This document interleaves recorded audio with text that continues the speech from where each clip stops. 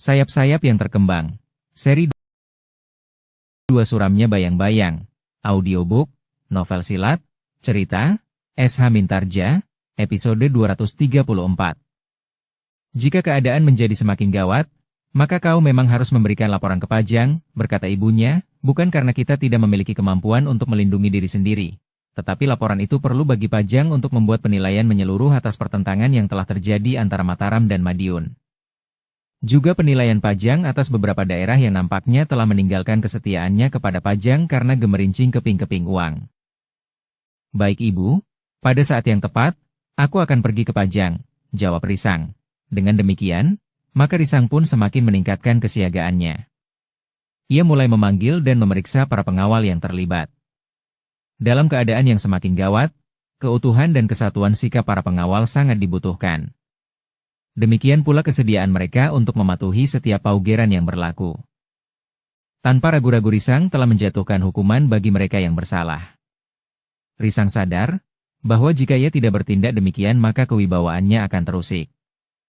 Di hari-hari berikutnya, maka Risang telah mempersiapkan para pengawal tanah perdikan untuk tugas-tugas yang lebih berat. Kepada para pengawal Risang mengatakan, meskipun ada beberapa orang pengawal yang telah menodai nama baik pengawal tanah perdikan Sembojan, namun kepercayaan Risang kepada para pengawal sama sekali tidak terpengaruh. Dalam pada itu, selagi Risang disibukkan oleh tingkah laku para pedagang gelap, maka di Pajang Kirangga di Payuda telah melihat perkembangan hubungan anak gadisnya dengan Kasada sebagaimana diharapkannya. Nampaknya Riris mulai memperhatikan Kasada yang sering datang ke rumahnya. Sekali-sekali bersama ayahnya, namun kadang-kadang Kasada datang sendiri. Jangkunglah yang justru menjadi murung melihat perkembangan hubungan antara adiknya dan Ki Lurah Kasada itu. Setiap kali ia membayangkan betapa kecewanya Risang jika ia mengetahuinya. Tetapi Jangkung memang tidak dapat berbuat sesuatu. Yang dihadapi adalah satu kenyataan, bahwa adiknya nampaknya menjadi semakin dekat dengan Kasada yang memang lebih sering datang ke rumahnya daripada Risang yang jauh. Kirangga di Payuda menjadi semakin berpengharapan, agar anaknya yang sudah dewasa sepenuhnya itu akan segera dapat mengakhiri masa kesendiriannya dengan seorang prajurit muda yang memang diinginkannya. Jika Kirangga memilih Kasada, bukan berarti bahwa Kirangga membenci Risang. Risang bagi Kirangga juga dianggapnya seorang anak muda yang baik. Tetapi di antara yang baik itu, ia memang hanya dapat memilih seorang saja. Dan yang seorang itu adalah Kasada. Dari hari ke hari, hubungan Kasada dan Riris memang menjadi semakin rapat. Pengenalan Riris terhadap ayahnya yang juga seorang prajurit, rasa-rasanya dapat dikenalinya pula pada Kasada. Dalam pada itu, ibu Riris pun bersikap sangat baik kepada Kasada. Kadang-kadang Jangkung menjadi heran, bahwa apa yang dilakukan ibunya terhadap Kasada, melampaui perlakuan ibunya terhadap dirinya. Namun dalam kesendiriannya, Jangkung memang sering menilai dirinya sendiri. Ayah dan ibunya agaknya menginginkan salah seorang dari keturunannya dapat meneruskan pengabdian Kirangga di bidang keprajuritan. Jika ia sendiri tidak menjadi seorang prajurit, sedang Riris adalah seorang perempuan, maka kehadiran seorang prajurit muda di dalam keluarganya tentu diterimanya dengan sepenuh hati. Sementara itu, Kasada sendiri masih belum menyampaikan persoalan yang tumbuh dan berkembang di hatinya itu kepada ibunya. Tetapi beberapa kali Kasada sudah mengatakannya kepada gurunya. Setiap kali gurunya itu menganjurkan kepadanya, untuk segera melamar gadis itu. Kau bukan kanak-kanak lagi, berkata gurunya, kau pun sudah mempunyai pegangan bagi hidup keluarga yang akan kau bangunkan kelak. Kasada menarik nafas dalam-dalam. Dengan ragu-ragu ia menjawab, tetapi apakah saatnya tepat sekarang, guru? Sebagai seorang prajurit, aku berada dalam kesiagaan tertinggi. Justru karena suasana yang panas dalam hubungan antara Mataram termasuk Pajang dengan Madiun. Kapan saja pernikahan itu dapat saja dilakukan. Sebelum atau setelah perang terjadi. Tetapi sebaiknya, segala sesuatunya menjadi jelas, jika kau sudah melamarnya, maka segala rangkaiannya dapat ditentukan kemudian. Misalnya setelah perang selesai. Kasada termangu-mangu sejenak. Namun kemudian ia pun berdesis, belum tentu aku dapat keluar dari perang yang tentu akan berlangsung dengan sengitnya. Jika hal itu terjadi, bukankah hati gadis itu akan tersiksa? Ia akan menjadi janda sebelum melakukan pernikahan. Jangan berpikir terlalu jauh, Kasada. Bukankah kau yakin bahwa batas hidupmu itu akan dapat terjadi di mana saja? Di peperangan, di rumah atau di barakmu? Kasada mengangguk-angguk, dengan nada rendah ia berdesis, "Ya, Guru." Nah, jika demikian, maka persoalan yang satu itu harus kau singkirkan. Kau harus bersandar kepada sumber hidupmu. Berkata gurunya pula. Kasada memandang gurunya dengan penuh keraguan. Namun kemudian ia pun bertanya, "Jadi, apakah sebaiknya aku melamar gadis itu?" "Ya, menurut pendapatku, itu adalah yang terbaik." Kasada menarik napas dalam-dalam. Dengan nada dalam ia bertanya pula, "Guru, jika aku benar-benar ingin melamarnya, siapakah yang harus melakukannya?" "Aku sendiri atau guru?" "Kasada," desis gurunya, "sebaiknya kau penuhi adat yang berlaku. Biarlah orang tuamu datang melamar gadis itu." "Ibu maksud guru?" bertanya Kasada. "Ya. Kau harus menemui ibumu dan minta agar ibumu datang untuk melamar gadis itu." "Bukankah demikian adat yang berlaku?" "Tetapi tidak harus ibu sendiri. Maksudku, tidak harus orang tua itu sendiri yang datang. Ibu dapat minta tolong kepada guru, misalnya. Itu memang dapat saja dilakukan. Tetapi bagaimana juga, hal itu dilakukan atas nama orang tuamu." Kasada menundukkan kepalanya. Suaranya merendah dan bahkan hampir tidak terdengar, "Guru mengenal orang tuaku dengan baik." Apa kata gadis itu jika nada suatu saat ia mengerti apa yang pernah ditakutkan oleh ibuku? "Kau tidak boleh mengingkari kenyataan itu, Kasada. Apa yang pernah terjadi dengan ibumu itu kini sudah lewat. Ibumu sekarang adalah seorang petani yang baik, hidup rukun dan damai dengan tetangga-tetangganya bersama bibimu." "Tetapi apakah ibu dapat menghapus tingkah lakunya di masa yang lewat itu?" bertanya Kasada. "Yang dihadapi oleh orang tua gadis itu adalah orang tuamu sekarang. Bukan orang tuamu di masa lampau itu." Kasada terdiam, tetapi ia masih selalu dibayangi oleh keraguan-raguan. Kasada tidak dapat mengesampingkan begitu saja Risang, yang menurut penglihatannya juga tertarik kepada Riris. Jika pengamatannya itu benar, dan kemudian Risang menjadi kecewa dan bahkan marah dan kehilangan kendali akalnya, apakah tidak mungkin Risang akan mengungkapkan noda-noda kehidupan keluarganya yang telah lama dikuburnya itu? Tetapi Kasada masih belum dapat mengatakan hal itu kepada gurunya. Yang kemudian diucapkannya adalah, "Baiklah guru. Aku akan memikirkannya dengan bersungguh-sungguh. Pergilah menemui ibumu, kau dapat membicarakan hal ini. Bagaimanapun juga, kau tidak akan dapat terus-menerus dicengkam oleh kegelisahan, keraguan dan bayangan-bayangan yang kau bangunkan di dalam angan-anganmu sendiri." Kasada menundukkan kepalanya, ia memang harus mengatakannya kepada ibunya dan mohon pertimbangan. Tetapi sekali lagi ia terbentur pada sikap bibinya yang dah pernah menyebut seorang gadis yang diharapkan akan dapat menjadi sisihannya. Jika bibi kecewa, berkata Kasada di dalam hati, ternyata langkah yang ditempuhnya bukan langkah yang manis di jalan yang lapang, halus dan datar. Tetapi di hadapannya terbentang jalan yang terjal, berbatu-batu dan sempit. "Tetapi apakah aku harus melangkah surut?" Pertanyaan itu telah mengetuk hatinya pula. "Sudahlah, beristirahatlah Kasada," berkata gurunya, "mudah-mudahan kau segera mendapat pijakan yang kuat. Meskipun secara lahiriah pijakan itu sudah kau miliki, tetapi secara jiwani kau masih harus membangunkannya." "Ya, guru," Kasada mengangguk. Namun Kasada masih saja merenungi bayangan-bayangan yang gelap yang membentang di hadapannya. Sekilas membayang wajah Risang, namun kemudian membayang wajah bibinya yang penuh dengan harapan-harapan. Jika kemudian malam turun, Kasada hanya dapat berangan-angan di pembaringan. Ditatapnya rusuk-rusuk atap biliknya. Sekali-sekali terdengar ia berdesah, sementara pemimpin kelompok di dalam pasukannya yang sering diajaknya berbincang tentang hidup dan kehidupan sudah tidak ada lagi. Di saat-saat Kasada digelisahkan oleh gejolak perasaannya terhadap Riris, perasaan rendah diri dan kecemasan atas masa lampau ibunya, maka Risang masih tetap digelisahkan oleh sikap Ki Demang Jeruk Gede. Bahwa jalur perdagangan gelap yang dilakukan oleh para pedagang gelap bersama Ki Demang Jeruk Gede serta bebahunya itu ternyata telah menimbulkan persoalan yang terhitung gawat bagi tanah perdikan Sembojan. Risang terkejut ketika ia harus menghadapi kenyataan bahwa perdagangan itu tidak saja terjadi di Kademangan Jeruk Gede. tetapi juga beberapa kademangan sebelah menyebelah. Demikian tipiskah kesetiaan mereka terhadap Pajang, sehingga dalam keadaan yang gawat ini mereka tidak lagi menghiraukan apa yang sedang mereka lakukan? Geram Risang ketika ia bersama-sama para pemimpin Tanah Perdikan Sembojan membicarakan tentang perkembangan hubungan Tanah Perdikan itu dengan beberapa kademangan di sekitarnya. Beberapa kademangan masih membuka perdagangan hasil bumi.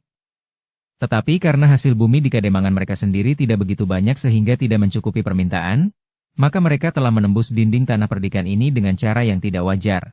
Berkata Gandar, kita harus cepat bertindak. Jangan sampai terjadi lagi peristiwa sebagaimana terjadi di sisi utara Tanah Perdikan ini, berkata Risang. Aku telah berusaha, berkata Gandar, aku telah menghubungi para pemimpin pengawal di perbatasan. Risang mengangguk-angguk. Sementara Gandar berkata selanjutnya, aku telah memberitahukan kepada mereka, apa yang terjadi dengan beberapa orang pengawal di sisi utara Tanah Perdikan ini, sehingga menimbulkan kerugian yang besar bagi Tanah Perdikan. Setidak-tidaknya harga bahan pangan menjadi sulit dikendalikan. Pengalaman pahit itu akan dapat menjadi pelajaran bagi kita semuanya, desis Nyi Wiradana, justru karena itu. Maka kita harus menjadi lebih berhati-hati. Namun akibat yang lain dari pemutusan perdagangan itu, maka kita akan dapat tersudut di daerah ini.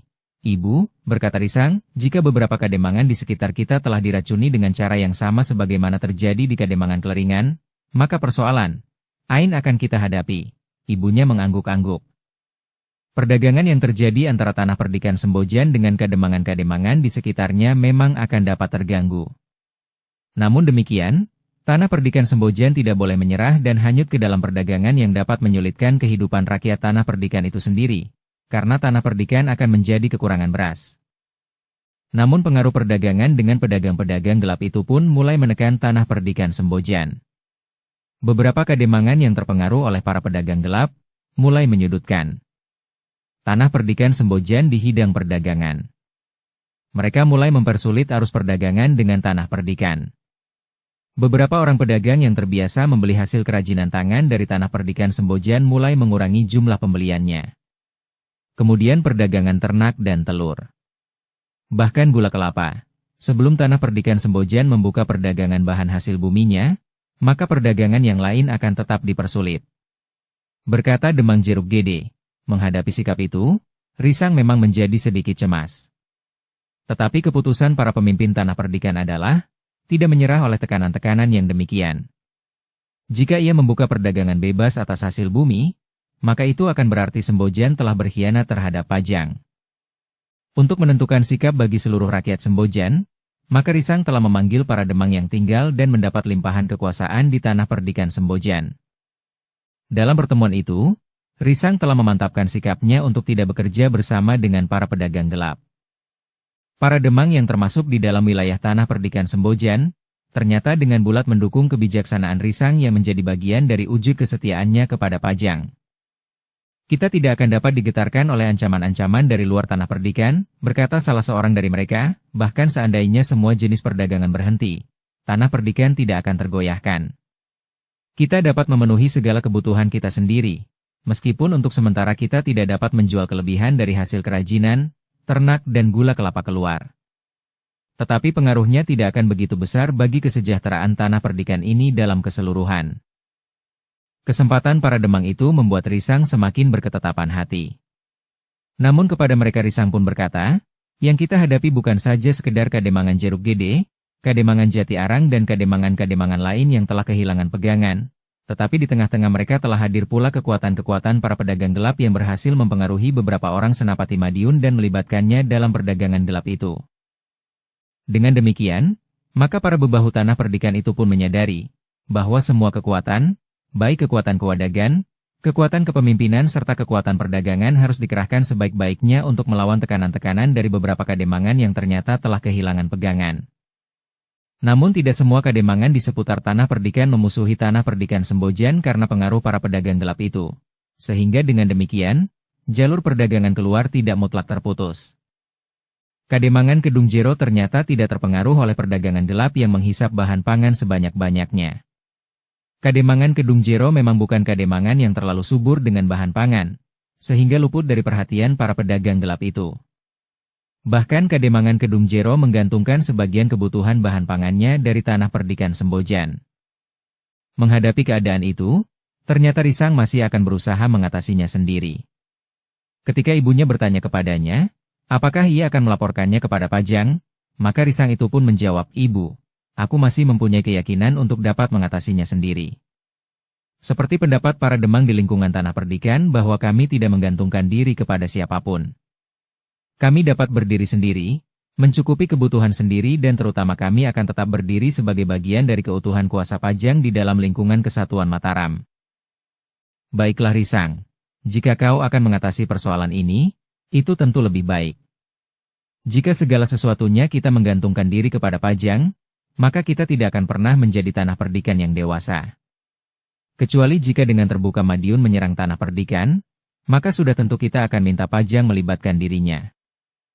Menurut perhitunganku, Madiun tentu tidak akan dapat mengirimkan bantuan prajurit terlalu banyak kepada Kademangan Jeruk Gede, karena Madiun terikat pada persiapan melawan Mataram. Jika prajurit-prajuritnya ada di luar Madiun sendiri, maka jika kekuatan Mataram dan Pajang menyerangnya, maka Madiun akan mengalami kesulitan.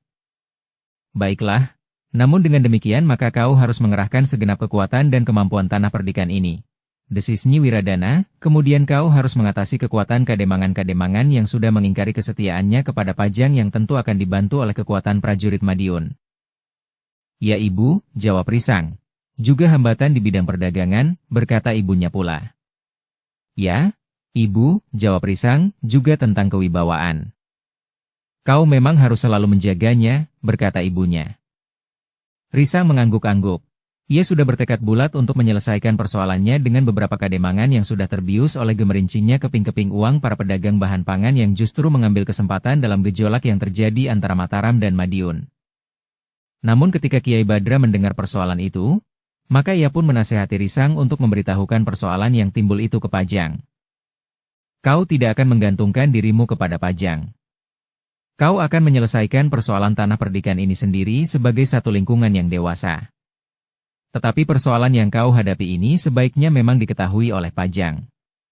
Dengan demikian, maka tindakan-tindakan yang kau ambil tidak akan mengejutkan para pemimpin di Pajang, berkata Kiai Badra. Risang mengangguk-angguk, katanya, baiklah Kek, aku akan minta Paman Sambiwulung dan Jatiwulung untuk pergi ke Pajang.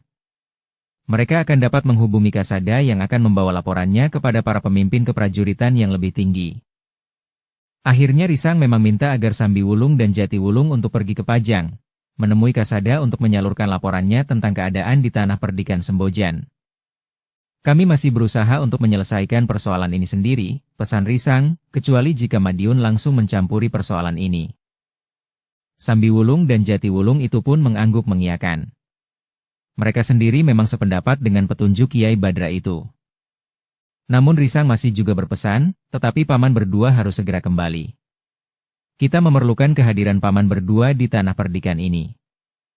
Demikianlah, di hari berikutnya, menjelang fajar, Sambiwulung dan Jatiwulung telah memacu kuda mereka menuju ke Pajang untuk menemui Kasada.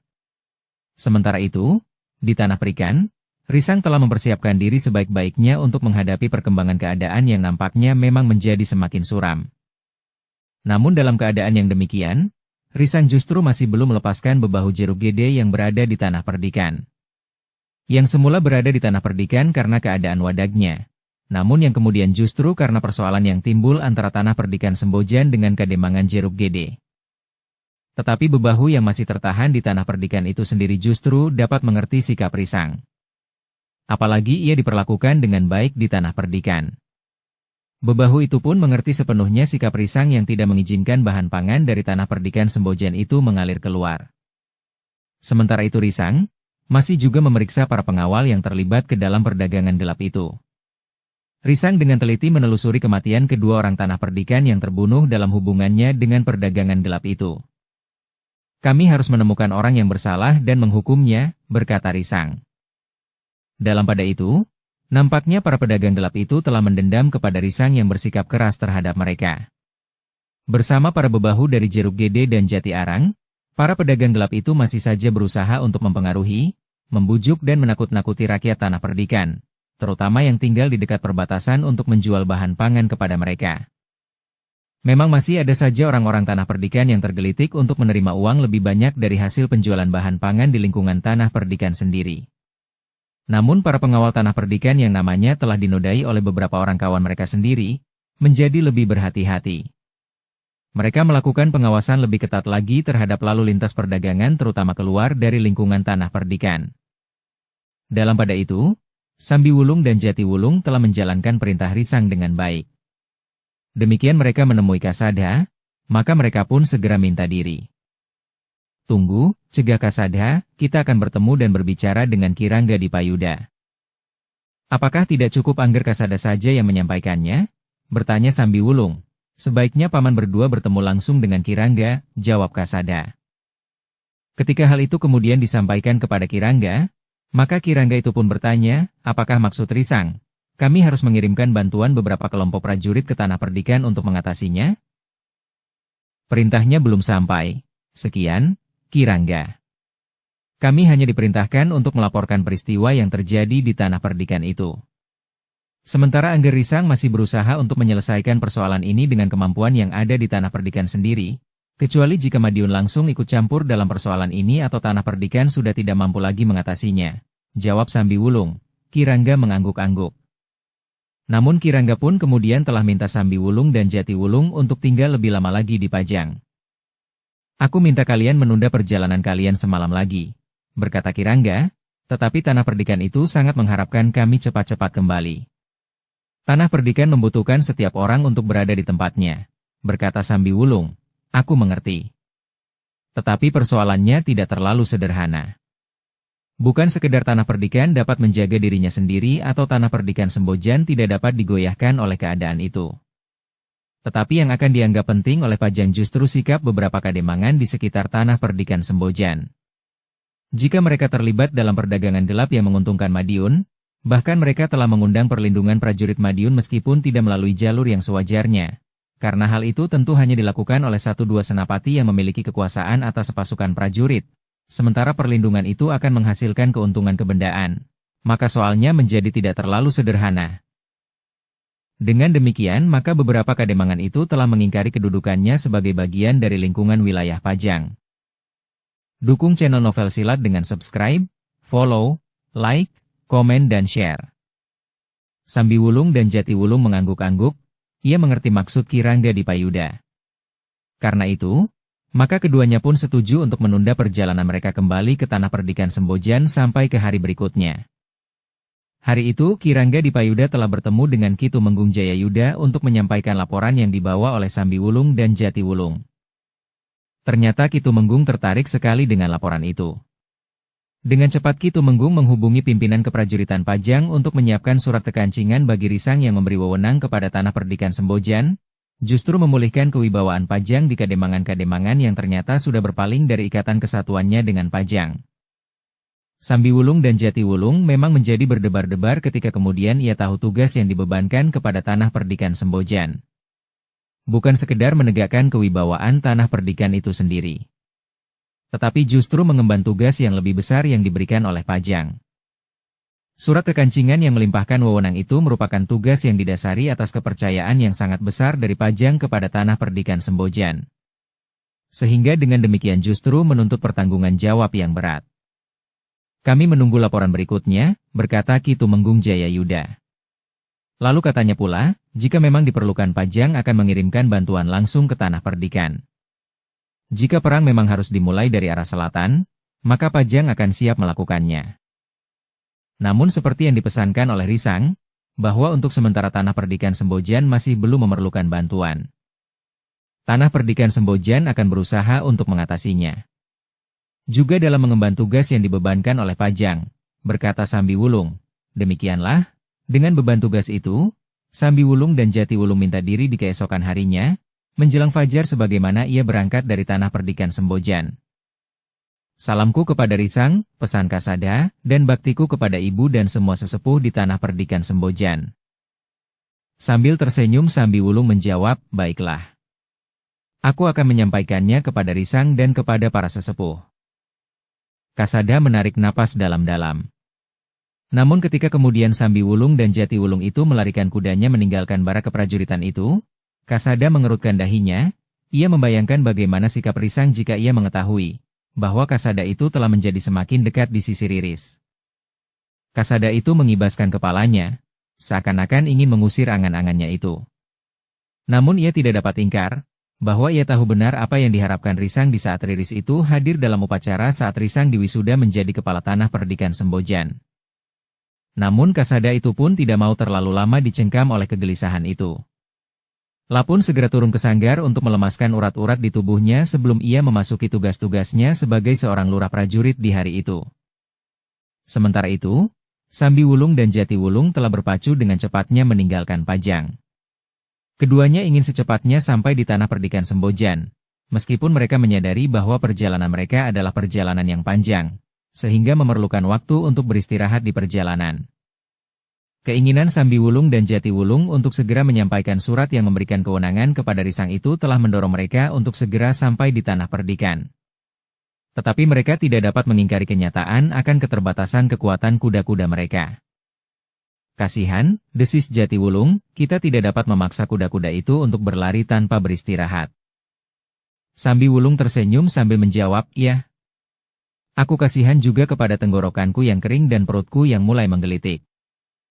Jati Wulung pun tertawa, Lapun telah merasa haus dan lapar pula. Namun perjalanan mereka memang terhitung lebih cepat dari perjalanan-perjalanan yang sama, yang pernah mereka tempuh sebelumnya. Tetapi mereka kemudian menyadari bahwa kuda-kuda mereka menjadi sangat letih. Karena itu, ketika mereka sampai di rumah, maka mereka pun minta kepada orang yang merawat kuda-kuda mereka untuk memperlakukan kuda-kuda itu dengan baik. Kuda-kuda itu menjadi sangat letih, berkata Jati Wulung. Ternyata Sambi Wulung dan Jati Wulung tidak menunggu sampai esok. Demikianlah mereka datang, maka mereka telah menyerahkan surat kekancingan bagi Risang yang memberikan wewenang yang luas itu langsung kepada anak muda itu. Risang sendiri terkejut mendapat surat kekancingan itu.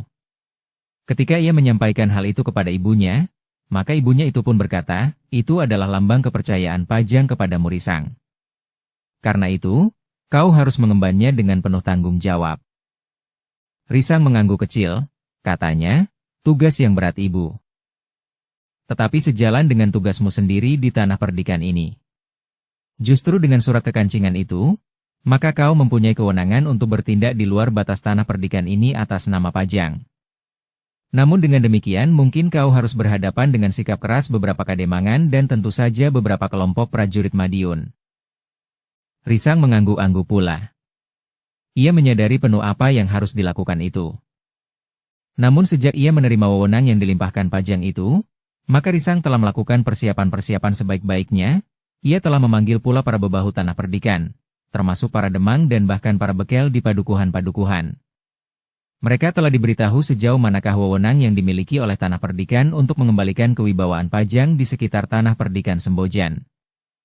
Ku memerlukan dukungan kalian, berkata Risang. Para bebahu itu menyadari sepenuhnya apa yang harus mereka lakukan. Karena itu, maka mereka pun segera mempersiapkan kekuatan yang ada di tanah perdikan Sembojan. Seperti saat-saat yang gawat yang pernah mereka hadapi, maka kekuatan para pengawal tanah perdikan telah dihimpun dengan sebaik-baiknya. Latihan-latihan pun dilakukan lebih banyak dari sebelumnya. Sementara itu pengawasan di perbatasan pun dilakukan semakin bersungguh-sungguh. Sikap tanah perdikan itu memang menimbulkan ketegangan bagi kademangan-kademangan di sekitarnya. Ternyata Risang memang keras kepala. Kepala tanah perdikan yang muda itu sama sekali tidak menghiraukan sikap beberapa kademangan yang telah mengancam akan memencilkan tanah perdikan itu dari lingkungannya. Tetapi tanah perdikan Sembojan seakan-akan justru mencabut dan mengasah pedangnya menantang tetangga-tetangganya. Tetapi beberapa kademangan itu tidak menjadi cemas. Mereka dapat bergabung dan bahkan beberapa orang senapati di Madiun benar-benar menepati janjinya. Mereka mengirimkan kelompok-kelompok prajurit Madiun untuk berada di kademangan-kademangan di sekitar tanah perdikan Sembojan. Kepada senapati yang lebih tinggi kedudukannya, maka senapati yang membawa prajuritnya ke kademangan-kademangan itu melaporkan bahwa mereka berkewajiban untuk membantu dan melindungi para pedagang bahan pangan dan perbekalan yang lain bagi kepentingan prajurit yang jumlahnya sangat banyak di Madiun. Para senapati yang memimpin kelompok-kelompok prajurit itu justru telah mendapat keuntungan dari tugasnya. Para pedagang gelap itu telah memberikan pelayanan yang sangat baik kepada mereka dengan memenuhi segala kebutuhan mereka. Kita harus dapat memecahkan dinding yang dibuat oleh kepala tanah Perdikan Sembojan, berkata salah seorang pedagang bahan pangan itu kepada seorang senapati Madiun, selama ini, bahan pangan yang terbanyak kita dapatkan dari tanah Perdikan Sembojan. Namun sejak perbatasan ditutup, maka kita hanya mendapatkan bahan pangan terlalu sedikit, sehingga nampaknya kurang dapat mencukupi kebutuhan prajurit Madiun dari hari ke hari. Apalagi nanti jika perang benar-benar pecah. Lakukan apa yang baik menurut pendapatmu, berkata senapati itu, jika tanah Perdikan itu bersandar kepada kekuatan Pajang, maka jaraknya tentu terlalu jauh. Pajang pun kini tengah memusatkan kekuatan prajuritnya untuk melawan Madiun. Apalagi jumlah prajurit yang dapat dikumpulkan oleh Madiun jauh lebih banyak dari prajurit Mataram, Pajang dan Demak sekalipun. Pedagang itu mengangguk-angguk. Hatinya menjadi semakin mantap. Karena itu, maka ia berniat untuk bertemu dengan beberapa orang Demang yang telah bersedia bekerja bersamanya. Baik, lakukan. Aku akan mengikuti pertemuan itu dan menjelaskan kepentingan kami hadir di daerah selatan ini. Pedagang gelap itu tidak menunggu terlalu lama. Lapun kemudian telah mengumpulkan kawan-kawan mereka, para pedagang gelap dan bersama-sama mengundang beberapa orang Demang yang telah terlibat dalam perdagangan bahan pangan itu. Seperti yang direncanakan, maka Senapati Madiun itu telah hadir pula dalam pertemuan yang diselenggarakan di Kademangan Jeruk Gede itu. Senapati itu telah menjanjikan kekuatan prajuritnya untuk kepentingan perdagangan gelap bahan pangan itu. Kita akan mendatangi beberapa padukuhan di tanah Perdikan Sembojan, berkata Ki Wimba Gelar, salah seorang di antara para pedagang gelap yang paling berpengaruh. Terserah kepada Ki Wimba, jawab Senapati itu, jika karena itu timbul benturan kekerasan, maka itu adalah kewajibanku untuk menyelesaikannya. Bukan sekedar menghadapi para pengawal di padukuhan, tetapi jika kalian dan para Demang harus menghadapi tanah Perdikan dalam keseluruhan, maka kami akan berada di antara kalian.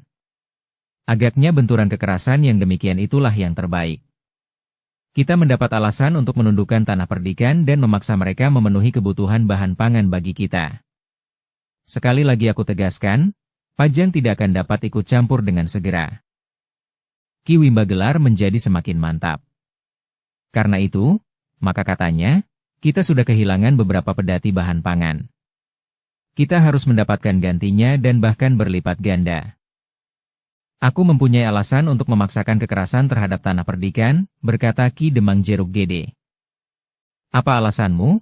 Beberapa pedati yang dirampas oleh kepala tanah Perdikan yang masih terlalu kanak-kanak itu? Bukan hanya itu, jawab Ki Demang, seorang bebahuku masih ditahan di tanah Perdikan. Aku akan mengambilnya dengan paksa. Bukankah kemudian akan timbul perselisihan dan benturan kekerasan, sehingga kami akan dapat memaksa risang itu, tunduk kepada kemauan kita? Bagus, berkata senapati dari Madiun itu, kita lakukan rencana itu. Kita akan menyusunnya dengan rapi, sehingga tanah Perdikan Sembojan benar-benar akan tunduk kepada kita. Rencana itu ternyata mendapat dukungan dari para Demang, pada pedagang dan senapati Madiun yang ada di Jeruk Gede. Dengan demikian, maka mereka pun telah menyusun rencana yang sebaik-baiknya untuk akhirnya dapat menundukkan dan menguasai tanah Perdikan Sembojan, terutama di segi perdagangan bahan pangannya. Sementara itu kegiatan yang dilakukan oleh para Demang, para pedagang dan kehadiran prajurit Madiun telah didengar oleh risang dan para pemimpin dan bebahu tanah Perdikan. Dengan demikian maka para bebahu, termasuk para Demang dan bekel di lingkungan tanah Perdikan Sembojan telah bersiap sepenuhnya untuk menghadapi segala kemungkinan. Bayangan permusuhan antara Mataram dan Madiun pun kemudian telah nampak di tanah Perdikan Sembojan dan sekitarnya, meskipun dorongan utamanya adalah justru memanfaatkan keadaan untuk mendapat keuntungan yang sebesar-besarnya, sehingga tidak lagi tahu di mana harus berpijak. Sementara itu, tanah Perdikan Sembojan berusaha untuk tetap tegak di atas kecintaan mereka terhadap tanah kelahiran serta kesatuan nilai-nilai perjuangan. Seperti yang direncanakan maka Ki Demang Jeruk Gede telah bersiap-siap untuk pergi ke tanah Perdikan Sembojan. Ki Demang ingin memaksakan kehendaknya untuk membawa kembali bebahunya yang menurut pendapatnya telah ditahan di tanah Perdikan. Jika terjadi perbedaan pendapat dan perselisihan, maka hal itu akan dijadikan alasan untuk memaksakan kekerasan dan kemudian bahkan menundukkan tanah Perdikan Sembojan. Tetapi Ki Demang itu menjadi sangat kecewa. Pada saat ia sudah siap berangkat bersama dua orang bebahunya, Tiba-tiba saja bebahu yang ditahan di tanah perdikan itu datang menghadapnya di rumahnya. Kau? Mata Ki Demang terbelalak. Sementara Senapati Madiun yang ada di rumah itu pula bertanya, siapa orang itu? Orang itulah yang akan kita jadikan sebab perselisihan, jawab Ki Demang dengan suara bergetar oleh gejolak perasaannya. Namun kemudian dengan lantang ia bertanya kepada bebahu yang tiba-tiba saja pulang itu, apakah kau dilepaskan atau melarikan diri? Aku telah dilepaskan, Ki Demang, jawab bebahu itu. Kenapa? Bertanya Ki Demang, aku tidak tahu. Tiba-tiba saja aku telah dipanggil dan diberitahu bahwa aku boleh pulang hari ini. Kau telah mengacaukan segala rencana kami, geram Ki Demang. Aku tidak mengerti maksud Ki Demang, bertanya bebahu itu. Kami sudah siap untuk menjemputmu sebagai alasan untuk memaksa tanah perdikan Sembojan tunduk. Apakah Ki Demang akan memaksakan kehendak Ki Demang dengan kekerasan? Ya, jawab Ki Demang. Itu tidak mungkin. Tanah perdikan Sembojan mempunyai kekuatan yang sangat besar. Kademangan ini tidak akan dapat berbuat apa-apa menghadapi tanah perdikan Sembojan. Kau memang dungu. Kademangan ini tidak berdiri sendiri. Ada beberapa kademangan yang memihak kita. Lebih dari itu sepasukan ada di pihak kita pula. Merekalah yang akan membantu kita semuanya, jika kita pada suatu saat nanti bertempur melawan tanah perdikan Sembojan. Bebahu itu mengangguk-angguk. Katanya, maaf Ki Demang, aku tidak tahu. Meskipun demikian aku berpendapat, bahwa bermusuhan dengan tanah perdikan Sembojan tidak akan ada gunanya. Kau tentu telah disihirnya atau dengan menakut-nakutimu agar kau mengatakan sebagaimana dikehendaki oleh orang-orang tanah perdikan Sembojan. Tidak Ki Demang. Aku masih utuh, aku juga tidak disihir atau menjadi gila. Tetapi aku masih waras, namun karena aku yang telah melihat dan mendengarkan keterangan langsung dari para pemimpin tanah perdikan Sembojan, maka aku mempunyai pendapat lain tentang tanah perdikan itu. Cukup, bentak Ki Demang, jika kau sudah kehilangan sikap kepahlawananmu justru karena kau telah pernah ditahan oleh orang Sembojan, maka sebaiknya kau minggir saja. Orang itu mengerutkan dahinya. Dengan nada tinggi ia bertanya, apakah yang Ki Demang maksudkan dengan sikap kepahlawanan itu? Walaupun perdagangan gelap atau perbuatan-perbuatan tercela yang lain? Kau benar-benar menjadi gila, geram Ki Demang, jika demikian, maka kau akan menjadi orang yang berbahaya bagi kami. Pengaruh sihir orang-orang tanah perdikan benar-benar membuatmu kehilangan kepribadianmu. Aku tidak kehilangan apa-apa Ki Demang. Tetapi justru hatiku sekarang terbuka. Aku melihat berbagai macam cacat dalam usaha yang kita lakukan selama ini. Jangan mengigau lagi, berkata Ki Demang yang kemudian berkata kepada bebahu yang lain, orang ini sudah terkena sihir jahat oleh orang-orang tanah perdikan. Jangan biarkan orang ini berkeliaran di Kademangan Jeruk Gede. Maksud Ki Demang? Bertanya bebahu itu, kau harus ditahan sampai keadaan menjadi baik. Sampai tanah perdikan Sembojan tunduk kepada keinginan kami. Justru apa yang akan kau lakukan ini Ki Demang? Perbuatan yang tidak masuk akal, berkata bebahu yang baru saja dilepaskan oleh risang itu. Tetapi ia tidak mendapat kesempatan. Bukan saja bebahu Jeruk Gede yang menangkap dan menahannya, tetapi dua orang prajurit Madiun telah berdiri di sebelah bebahu yang mendapat perintah untuk menahan kawannya sendiri itu. Marilah, berkata bebahu itu. Kawannya yang akan ditahan itu memang merasa tidak akan ada artinya jika ia melakukan perlawanan. Karena itu, maka bebahu itu pun menurut saja, melakukan semua perintah yang diberikan kepadanya. Ia menurut saja ketika ia digiring ke sebuah bilik di gandok sebelah kiri rumah Ki Demang yang besar itu. Kepala tanah perdikan itu memang licik, geram Ki Demang kemudian, ia melepaskan bebahu itu justru pada saat keberadaannya di tanah perdikan itu kita perlukan. Lalu, apa yang akan kita lakukan sekarang? Bertanya Ki Wimba Gelar, bebahu itu sudah tidak lagi dapat kita pergunakan sebagai alasan. Aku masih dapat, jawab Ki Demang, aku akan datang minta bebahu yang gila itu dilepaskan. Aku tidak akan mengakui bahwa orang itu sudah datang menghadapku sekarang di sini. Ki Wimba Gelar tersenyum, katanya, terserah saja jika Ki Demang pergunakan.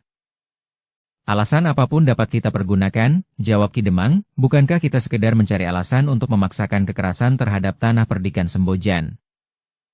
Ki Wimba Gelar masih tersenyum, sementara Senapati Madiun yang ada di Jeruk Gede itu berkata, jika demikian, pergilah ke tanah perdikan hari ini juga. Kita tidak ingin menunda-nunda persoalan ini. Bahan pangan itu kami perlukan setiap hari. Bahkan jika mungkin Madiun harus mempunyai persediaan yang cukup jika perang pecah. Ki Demang Jerugede itu pun memutuskan untuk hari itu juga pergi ke Tanah Perdikan. Sementara itu, para Demang yang terlibat dalam perdagangan gelap itu harus menyiapkan orang-orang mereka yang setiap saat harus siap turun ke medan bersama para prajurit Madiun yang akan membantu mereka. Namun di samping para Demang yang kehilangan penalarannya itu, masih juga ada beberapa orang bebahunya yang menyadari apa yang sedang terjadi itu. Seorang bebahu di Kademangan Jati Arang telah mencoba untuk memperingatkan Ki Demang di Jati Arang, bahwa dalam keadaan yang sulit, Tanah Perdikan Sembojan selalu tampil untuk membantu mengatasi kesulitan. Bebahu itu pun memperingatkan bahwa di Tanah Perdikan Sembojan itu tersimpan kekuatan yang besar. Tetapi Ki Demang Jati Arang itu membentaknya, "Kau jangan bodohi. Betapapun kuatnya Tanah Perdikan Sembojan, tetapi Sembojan akan mengalami kesulitan menghadapi beberapa kademangan sekaligus dan terutama hadirnya prajurit Madiun di antara kami." Ki Demang, berkata bebahu itu, bukan untuk pertama kalinya prajurit Madiun terlibat pertempuran melawan Tanah Perdikan Sembojan. Menurut perhitungan senapati prajurit Madiun itu, Pajang tidak akan sempat mengirimkan bantuannya ke Tanah Perdikan sekarang ini. Tetapi kenapa Madiun masih dapat melakukannya? Bertanya bebahu itu. Jumlah prajurit Madiun jauh lebih banyak dari jumlah prajurit Mataram. Selebihnya, jika Mataram menyerang Madiun, maka diperlukan kekuatan yang sangat besar. Bahkan menurut perhitungan, kekuatan mereka yang menyerang harus lebih besar dari mereka yang diserang. Jawab Ki Demang. Tetapi tanpa bantuan Pajang, Tanah Perdikan Sembojan mampu melawan kekuatan yang besar yang menyerang Tanah Perdikan itu yang juga dibantu oleh prajurit Madiun yang dipimpin oleh Ki Lurah Mertapraja. Satu dongeng yang tidak masuk akal. Apakah kita tahu apa yang sebenarnya terjadi? Prajurit Pajang tentu berada di Tanah Perdikan saat itu meskipun dengan diam-diam. Jawab Ki Demang, bebahu itu hanya dapat menarik napas. Agaknya Ki Demang benar-benar telah terbius oleh harapan-harapan untuk dapat ikut menikmati keuntungan yang besar yang didapat dari perdagangan bahan pangan itu, apapun cara yang dilakukannya. Dengan demikian, meskipun dengan hati yang sangat berat, bebahu itu harus melakukan sebagaimana diperintahkan oleh Ki Demang Jati Arang. Namun dengan sesama bebahu yang mempunyai sikap yang sama, bebahu itu berkata, kehadiran prajurit Madiun itu telah mendorong Ki Demang untuk lebih dalam lagi memasuki jawaban yang akan dapat mencelakakan bukan saja dirinya sendiri, tetapi juga seisi Kademangan. Ya, jawab kawannya, dan kita tidak dapat berbuat apa-apa selain menjalankan perintahnya betapapun kita mengetahui bahwa langkah yang diambilnya salah.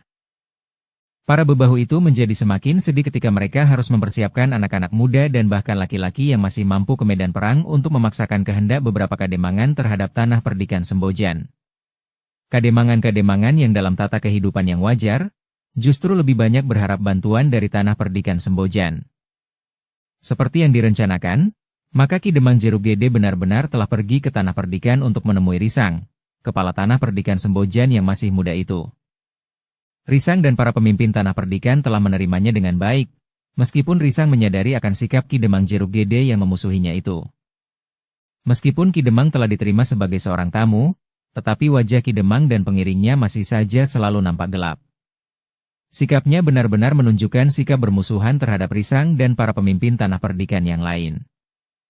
Dengan nada berat, Ki Demang itu pun berkata, "Aku datang untuk yang terakhir kalinya. Aku minta kepala Tanah Perdikan Sembojan menyerahkan bebahu Kademangan Jerugede yang masih ditahan di sini tanpa alasan." Ki Demang, berkata Risang, "Sudah aku katakan, kenapa bebahu itu mula-mula berada di sini dan kemudian justru karena sikap Ki Demang, aku telah menahan bebahu Kademangan Jerugede itu. Sekarang aku datang untuk menjemputnya," berkata Ki Demang dengan nada keras. "Maaf Ki Demang, aku telah membebaskan bebahu yang Ki Demang kehendaki."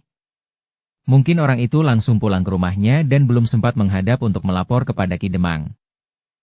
"Kau jangan mengada-ada. Jika bebahu itu sudah kau lepaskan, maka ia tentu akan datang menghadap aku," jawab Ki Demang. Risang mengerutkan dahinya. Katanya, "Cobalah sekali lagi." Ki Demang memerintahkan untuk melihat di rumah bebahu itu. Mungkin Ki Demang akan menemukannya. "Aku bukan anak-anak lagi, aku tahu apa yang harus aku lakukan. Nah, sekarang aku minta ketegasan agar aku tidak menjadi bahan permainan di sini." "Ki Demang, Aku tahu bahwa pembicaraan kita sekarang adalah pembicaraan yang bersungguh-sungguh. Karena itu, maka aku pun berkata dengan sesungguhnya, bahwa aku telah melepaskan bebahu Kademangan Jeruk Gede itu. Kau jangan memutarbalikkan persoalan. Sekarang aku minta orangku itu kau serahkan kepadaku. Apa yang harus aku serahkan? Orang itu sudah tidak ada di sini, jawab Risang. Aku tidak percaya. Ingat, bahwa Kademangan Jeruk Gede tidak akan dapat kau injak begitu saja tanpa berbuat sesuatu. Apalagi sekarang, kedudukan tanah perdikan ini akan menjadi sangat sulit jika kau memusuhi Kademangan Jeruk Gede. Ki Demang, aku usulkan agar Ki Demang melihat apakah bebahu itu sudah ada di rumahnya atau belum. Berkata Risang yang jantungnya mulai memanas, jika perlu, biarlah 1-2 orangku ikut bersama Ki Demang untuk melihat kenyataan tentang bebahu itu. Jika orang itu benar-benar tidak ada di rumahnya, maka biarlah kami ikut mencarinya. Kau tidak usah berbelit-belit seperti itu. Aku tidak mau dipermainkan di sini. Risang akhirnya kehabisan kesabarannya. Karena itu, maka ia pun kemudian berkata, Ki Demang, aku tidak dapat memberikan jawaban lain kecuali, bebahu Jeruk Gede itu sudah aku lepaskan. Terserah kepada Ki Demang, percaya atau tidak percaya, apakah kau sudah berniat bermain kasar? Ingat, kita bertetangga, hubungan kita bukan baru dimulai sejak kemarin. Tetapi sejak ibumu memangku jabatan Kepala Tanah Perdikan, hubungan antara Tanah Perdikan Sembojan dan Kademangan Jeruk Gede serta beberapa kademangan yang lain berjalan baik. Tetapi ketika kau sekarang memegang kepemimpinan di Tanah Perdikan ini, hubungan kita menjadi lawan. Bersambung ke episode 235. Dukung kami dengan subscribe, follow, like, komen dan share. Terima kasih.